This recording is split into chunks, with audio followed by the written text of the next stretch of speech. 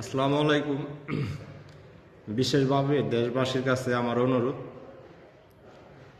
তো এই রমাদানের আগেই কিন্তু সারা পৃথিবী জুড়ে কিন্তু একটা বন্ধ ছিল, মানে একটা করোনা ভাইরাস নামে সারা পৃথিবী কিন্তু বন্ধ ছিল।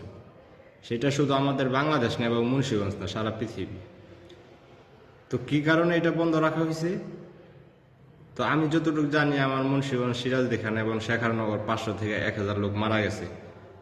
তো যাই হোক, যারা মারা গেছে তাদের কবরের আযাব মাফ করে দেয় আল্লাহ পাক।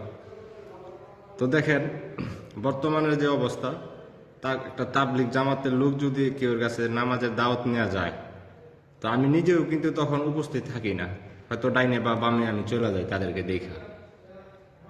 তো শুধু এই দাওয়াতটার জন্যই কিন্তু সারা পৃথিবী এই বন্ধ রাখা হয়েছিল। ওই আমাদের শেখানগর তো 100, 200, 500, 1000 লোক মারা যায় নাই।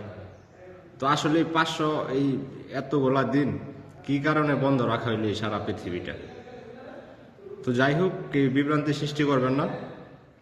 যুবক ভাইয়েরা যারা আছেন এবং যারা যুবতী মেয়েরা আছেন, তো যারা একেবারে 5 ওয়াক্ত নামাজ পড়তে পারতেছেন না, তো তারা অবশ্যই একটা ওয়াক্ত, যে কোনো একটা ওয়াক্ত আপনি বাইসে নেবেন।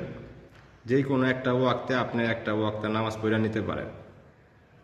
দেখেন, আমি আগের একটা ভিডিওতে বলছিলাম, এই কথা আমি বারে বারে বলতেছি যে 5 ওয়াক্ত নামাজ ব্যতীত ছাড়া অন্য কোনো নেকামল আপনার নেকামল নামায় লেখা হবে না। তো শুধু লেখা হবে শুধু এই শাবান মাসটি এবং রোজার মাসটিতে।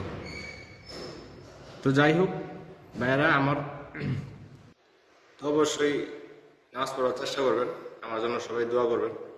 আশা করি সবাই ভালো থাকবে।